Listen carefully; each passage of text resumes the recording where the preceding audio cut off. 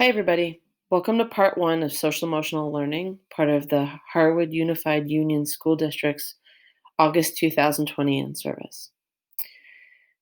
As I said, this is part one, which will be asynchronous. And then part two will come directly after this and will be, you'll follow a Zoom link to get there. And it will be an elementary group discussion and a middle and high school group discussion. And then on Wednesday, we will have part three, which will be a building based discussion based on some of what I talk about today and also using the state provided guidance around SEL to work as teams to make some decisions. So I want to start with us take a minute and think back to spring remote learning. Can you picture it? Does it look like this? Luckily, we have in front of us a whole new opportunity. And so we are planning for a new school experience. School isn't going to be what it has been in the past, but what we can make sure we do is capture all the good things about it and really capitalize on those. And as we move forward in this different world, we need to we're going to start from a place we've never started before. And we're going to keep in mind the importance of SEL and academics and how they can partner together.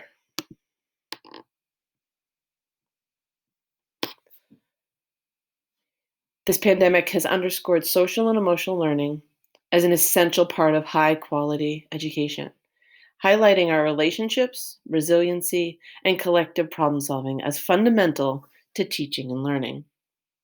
That's a quote from Castle. So let's start here.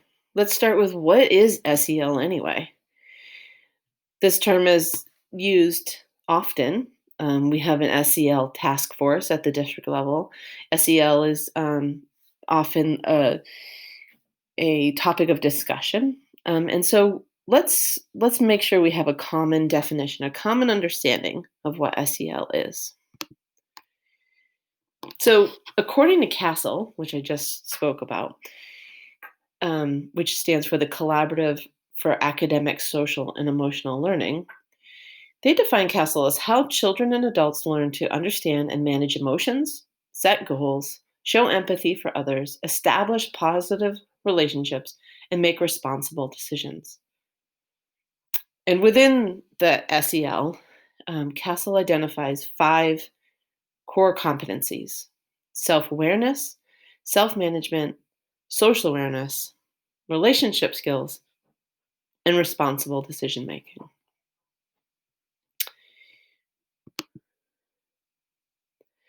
This is a graphic from Castle.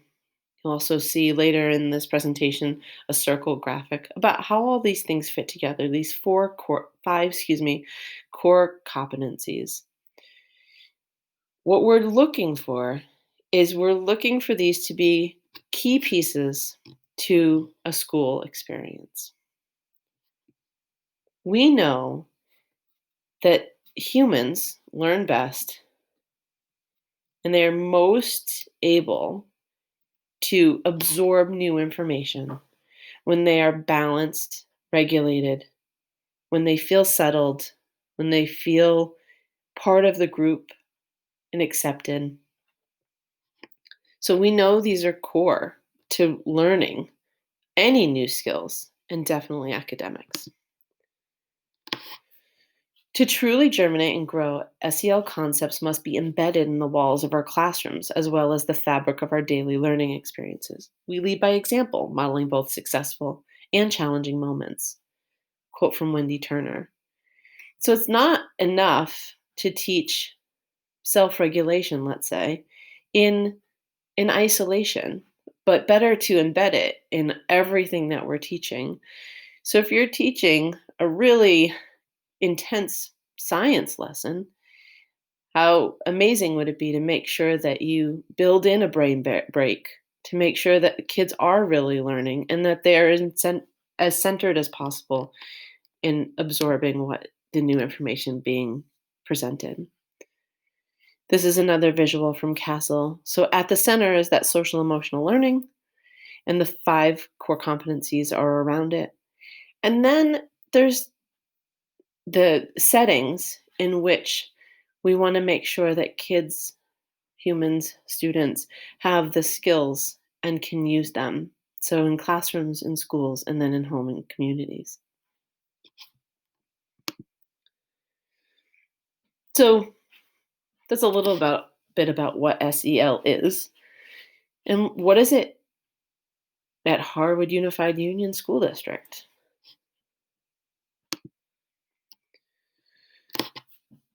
The Harwood School District has prioritized SEL in that there were 2 task force set up to really hone in on some key uh, areas, topics, to make sure that we are continuing to be reflective and continuing to grow. And those 2 things were around social emotional learning and literacy. And so that task force has been meeting and working together over the last year and a half. And part of the work that we have done is we agreed upon a mission and a vision statement. So here you can read our mission statement that we commit to providing the HUUSD community opportunities to become responsible, connected, resilient, and caring citizens who will recognize, understand, and manage emotions.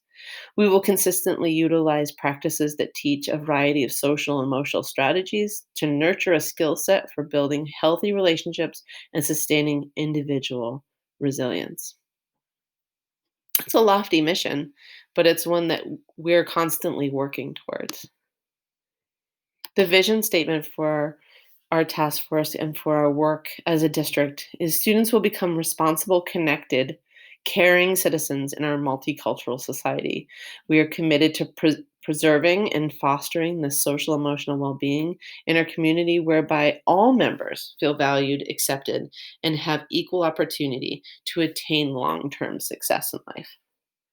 That's the direction we're going. That's what we're working towards. So, in those big statements, what's the work to be done? Well, we believe the work to be done it really is around these big 4 things, um, and that right now, where we're at, educator well-being is of utmost importance. We need to make sure that the folks in front of us are doing okay. They have what they need and they are skilled in some of these practices. We need to make sure that students and families, their well being is cared for and taken care of, and make sure they're in a good place. We're working to put in place some screenings, and that just tells us who needs help and how to hone in on kind of the trouble spots where attention needs to be paid. And then the other most important piece of the work to be done is we are all working to really figure out how to embed SEL into core academic areas. How do we make SEL part of a science lesson? How do we make sure that students are accessing their social emotional learning during a social studies or humanities lesson? These are really important things, whether you're in preschool or in high school. And so therein lies the work, how to continue to do that and do it well.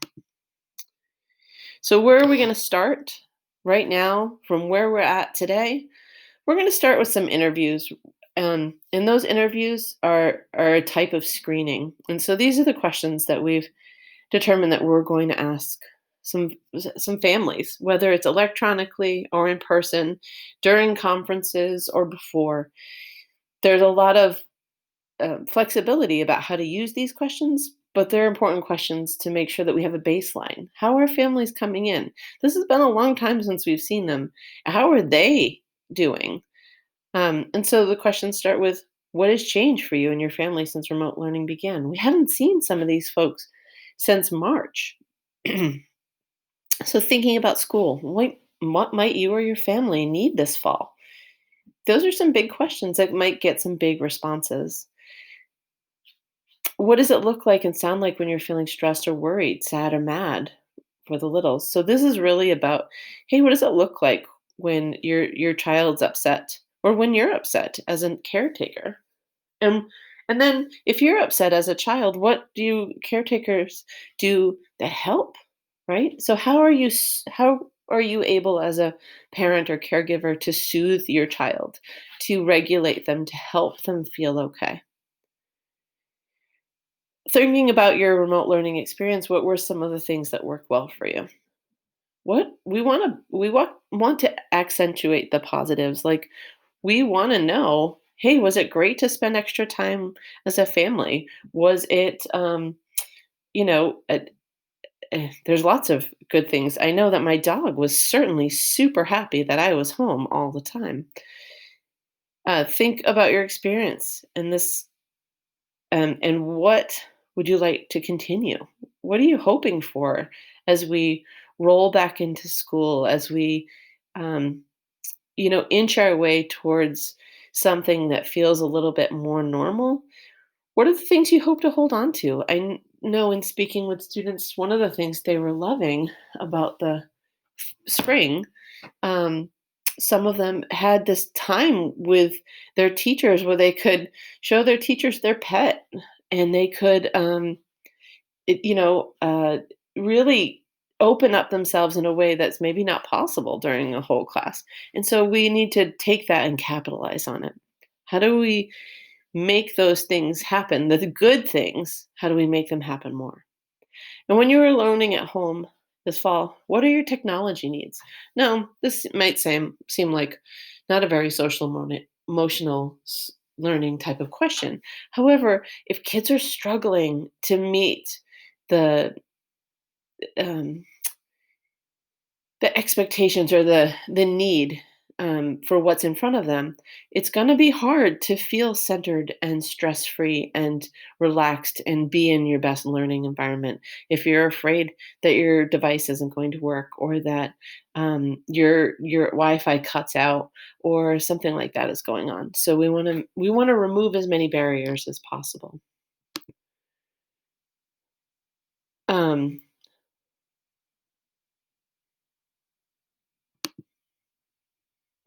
Sorry about that. So we also have questions to ask a student. This can be done in many different ways as well. This could be done during a conference. This could be done in preparation of a conference. This could be done electronically as one of the first asynchronous assignments that are assigned. This could be done as a one on one session during off-site learning as a synchronous um, activity for students to do with their teachers.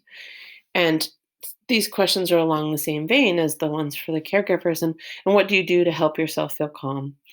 Who do you share your worries or problems with at school and at home? What have you enjoyed about being home? What does it look like when you are feeling stressed or worried? What are some things you've been thinking about? I think is an important thing to ask kids. What's on their mind? It may not be what we think it's going to be.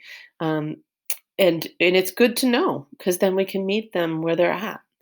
What are some strategies you've used to get through these challenges, or through any challenges, really?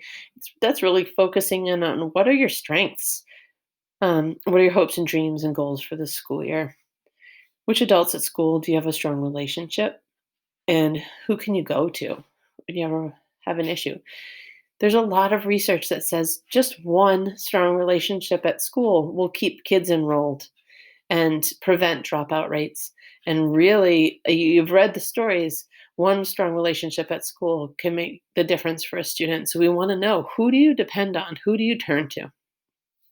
And then we're going to ask students, what else do we need to know? What else is going on for you? I'm going to go back for a second because I think this was out of order, but uh, why do we use screenings like this? This is a very kind of informal interview type screening, but social emotional screening can direct and guide the work of a school counselor and support teams while also fostering SEL at district and school wide levels. I would say where we're at right now, it also is going to inform teaching and relationship building as we set out on this very new experience of building communities in a virtual world. It's going to be important to think, how do we collect the information that we need to make sure we're as successful as we can be? And so this is taken right from the Strong and Healthy Start social emotional mental health support guidance from the state, and outlines why it's important to use screening tools. So I'm going to skip by this. So speaking of screening tools, we have those informal interview type questions that we're asking all students to answer at some point during the first week or two. And then we have this tool that the social emotional task force really did a ton of research around and said, hey, we need this tool and we think it's going to help us.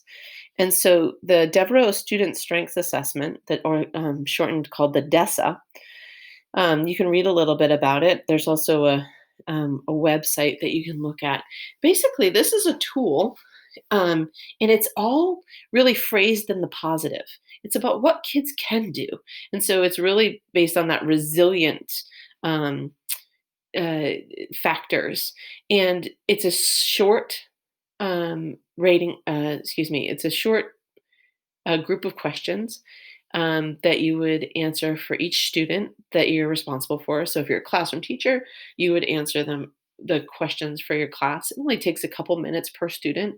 If you are a middle or high school teacher, it may be done by advisory group or groups where there is knowledge about a student, and so the adult filling out this wants to make sure that they know things about how the kid works and what the kid can do. And then you fill out this rating form for each student, and then depending on how the questions are answered, this system can identify the kids who need more, and also will also go on to identify targeted interventions that can be used, or group interventions that can be used to help kids who are struggling with any of these things. This is a strengths-based screening tool that really gives good information about what next steps are and how we can better help the students who are, I would say, lagging in those social emotional skills or have life factors that are really impacting how they use them. So once the screening tools are used, whether they're informal questions or they are a formal tool like the DESA, that information brings us some hard data, right? And the data is the students, the list of students who have the strengths listed, and then the students who need to work towards those strengths or resilient factors. And so the data will identify students and families that might need more support. And then we use that data to tap into our existing structures that may include MTSS, EST, SST. I know, believe CrossFit calls it the TST or the TCT, or advisory groups. What we're working towards is to match students with targeted supports or community services that exist to make sure that um, we're meeting kids where they're at and we're giving them the extra push or instruction that they or practice, excuse me, that they need. It's less a push but more around instruction and practice. We're going to stick with the least dangerous assumption, and that kids need to learn more or need to practice more when they are showing lagging skills or any sort of deficit skills. Like I said, this is a strengths-based assessment, which is really quite great. Um, but we'll point out the places we need to work. So, what's next for us as a group? Well, we need to connect and communicate. So, we are going to continue to make sure that we use all of those wonderful skills that we've obtained over our teaching time to make sure that we're connecting with students. We need to know them and know what their struggles are and know what's going on for them. And we need to communicate what's going on. That's going to be a major source of stress for students if they're not sure. And so we want to be as explicit as possible and communicate all of the things they need to know as well as we can. We're going to need to make sure that we're validating. So, take into consideration that not all students have had the same experiences over the last 6 months, and also not all of them have the same feelings about those experiences. Um, and it's really about their own narrative, and we need to find out how they're feeling and what they're feeling and validate that because it's real for them. We're going to think about our referral processes and then the systems in places with it in our in place at our own schools. What do we have in place to help students who are struggling or who need resources or who need more instruction or practice for certain skills?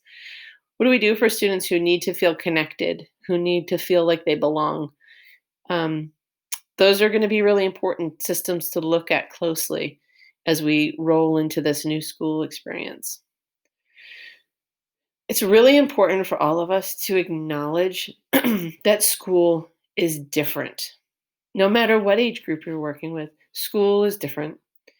It's not the same as when they left. There may be some mourning of what school used to be or some loss, feelings of loss. It may just feel really different, like putting on a new shirt that just fits in a very different way than the shirts that you're used to, right? We have to make sure that we are acknowledging that and then using an ellipse, if you will. School is different, dot, dot, dot. It's going to be great. Provide, recommend, and continue to collect resources, whether there's resources for families, resources for students, resources for staff. It's going to be really important to make sure that we're checking in on each other and just being able to recognize needs around us as well as our own needs and what sort of resources we're going to need.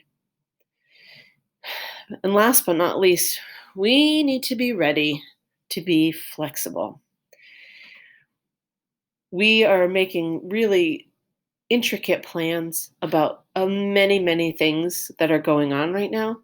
And we need to know that things could change again, and probably they will, whether it's an increase in student days, which is going to affect schedules and traffic and whatnot, or it's that we have to return to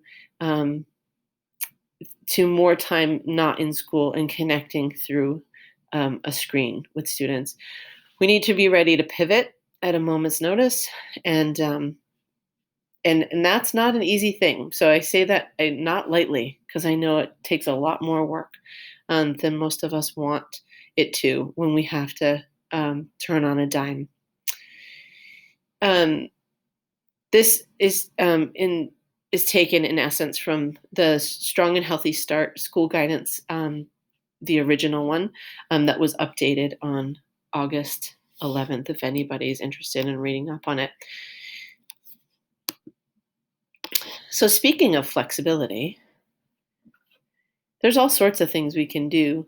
There's a favorite saying of mine that says, "Flexible people don't get bent out of shape," and with it is a picture of a dancer, and it sticks in my mind as something I saw along the way. And we're going to have to be flexible in ourselves, and to be able to be flexible, we have to be regulated and centered, and make sure that we are taking care of each other and ourselves, and making sure we get what we need, um, because we're going to be doing things differently. Um, when we consider the systems in place within our schools, we need to work together to be proactive instead of reactive, and be ready to meet old challenges in a new way. So I leave you with this. Make sure you're taking good care, that you know the things that you need to stay as healthy and well as you can, because then that's how you're going to be the greatest help for those who come to us every day and need us to be our strongest and wellest self. Thanks for joining me this morning. I hope that nutshell gives you some insight into what we're thinking and the direction that we're moving in. The goal is to complete parts 2 and 3 with your selected groups, and do some problem solving around things that may have come up, or things that really need to be looked at differently. And then after that, the hope is that we can loop back around and check in on how things are going. How are you being able to implement um, embedding SEL into your core subjects? How are you being able to meet the needs of lots of different students sitting in front of you? And how are you being able to take care of yourself in a way that keeps you doing the great work that you're doing? So I appreciate your time, and I look forward to seeing you soon. Thank you.